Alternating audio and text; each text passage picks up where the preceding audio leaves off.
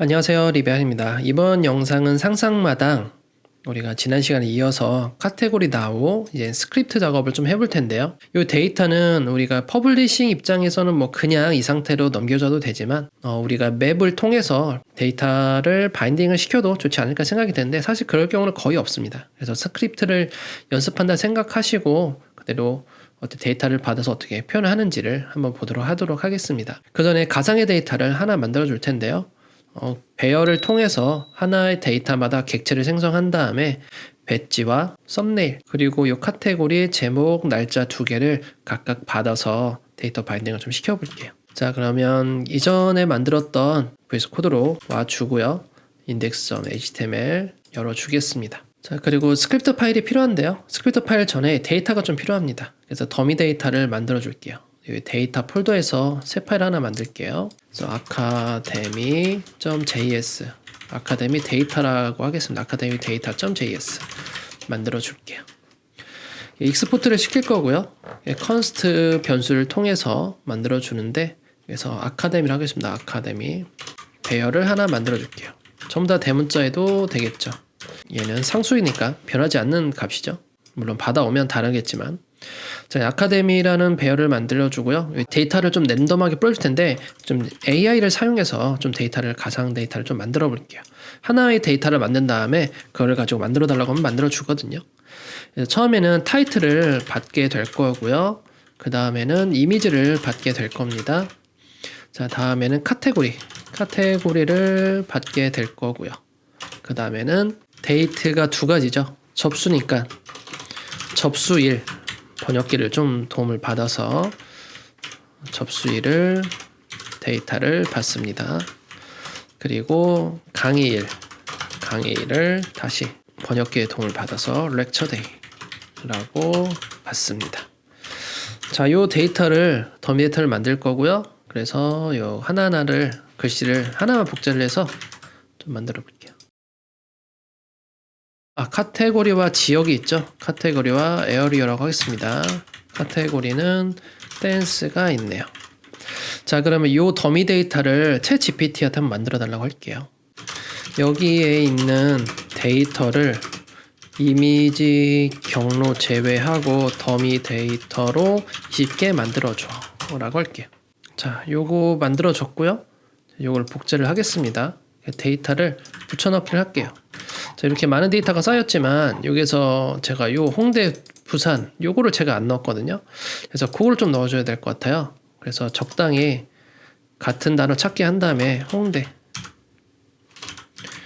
여기서 적당히 바꾸겠습니다. 논산 그래서 인천은 논산.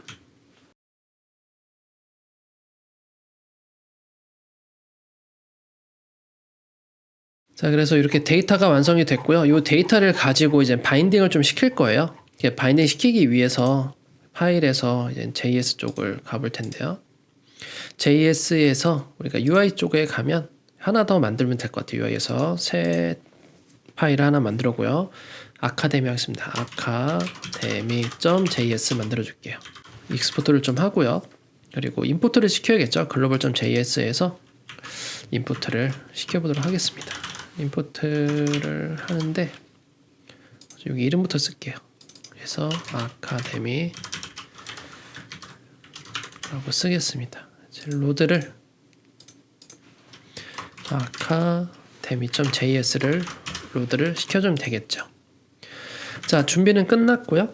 자, 파라미터는 받지 않아도 되겠죠. 자, 우선은 첫 페이지 전용이기 때문에 요 리스트 타입 1인데 리스트 타입 1은 여기저기도 다 쓸 수가 있어요. 그래서 고유값을 아이디를 줘서 조회를 하겠습니다. 그래서 아카데미라고 할게요.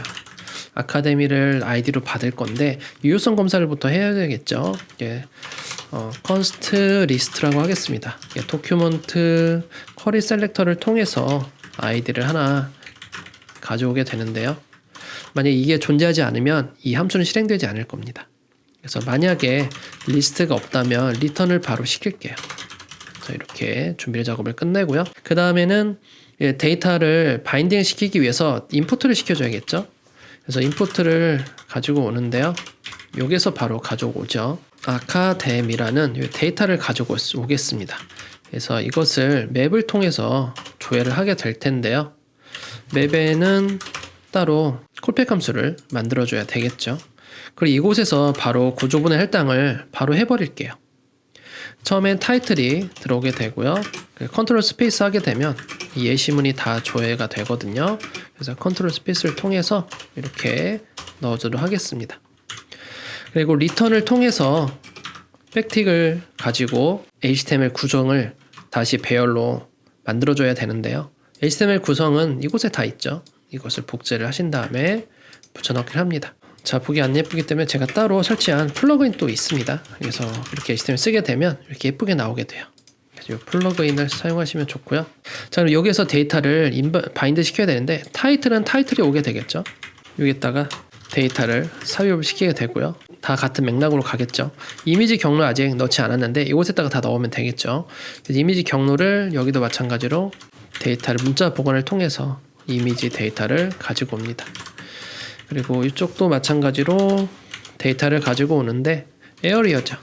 에어리어 이름 자체가 클래스명이 될 수가 있죠. 그래서 이곳에다가 에어리어를 똑같이 가져오는데 얘는 전부 다 로우 케이스여야 돼요. to 로우 케이스를 해서 전부 다 소문자화 시켜줘야 됩니다. 우리는 왜냐면 여기 배지에 쓸 거는 첫 번째 글자가 대문자로 들어갔잖아요. 근데 우리가 클래스 줄 때는 대소문자를 구별하지 않았어요.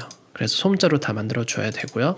다시 문자 보관을 통해서 카테고리 들어오게 해줍니다. 자, 앞에 타이틀은 유지가 되면서 뒤에 날짜가 바뀌어야 되기 때문에 여기다가 이제는 리셉션 데이 하시고요. 여기다가는 렉처 데이라고 만들어 줄게요. 자, 그래서 구조분해 할당을 이렇게 바로 매개 변수 자체에서 할 수가 있거든요. 그래서 이런 식으로 작업하시게 되면 코드량이 상당히 줄어들게 됩니다. 그래서 이거를 리턴을 받게 돼서 컨텐츠로 해서 요거를 바인드를 시켜주는 게 좋겠죠. 여기 자체에서. 그래서 이거는 리절트 리스트라고 하겠습니다. 그래서 이곳에는 요 각각 HTML 바인드된 데이터의 개수만큼 HTML 바인드된 배열이 나타나게 되고요. 특정 돔에다가 inner HTML로 삽입을 하는데 이 리절트 리스트를 삽입을 하는 거죠. 그리고 배열 자체에는 뒤에 쉼표가 붙기 때문에 조인을 통해서 쉼표를 제거해서 배열을 다 하나로 합쳐줍니다. 자, 그럼 요거 inner HTML 들어갈 곳은 바로 요 아카데미라는 ID에 들어가야 되죠. 그래서 요 리스트라는 변수에다가 안에다가 넣습니다. 이미지가 현재 없기 때문에 이 이미지 경로는 제가 요거를 그대로 통일시켜서 다 넣을게요.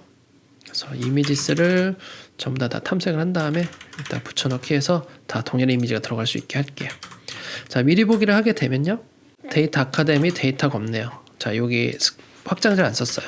.js 써주시고요. 색상이 다 들어가는 거 볼 수가 있죠. 그리고 많은 데이터를 볼 수가 있습니다. 그래서 여기에서 10개까지만 보여야 되거든요. 최대 10개까지로 보여지는 거기 때문에. 그리고 이 텍스트가 흰색으로 가야 될 것 같아요. 그럼 우선 사스부터 살짝 수정을 좀 해보겠습니다.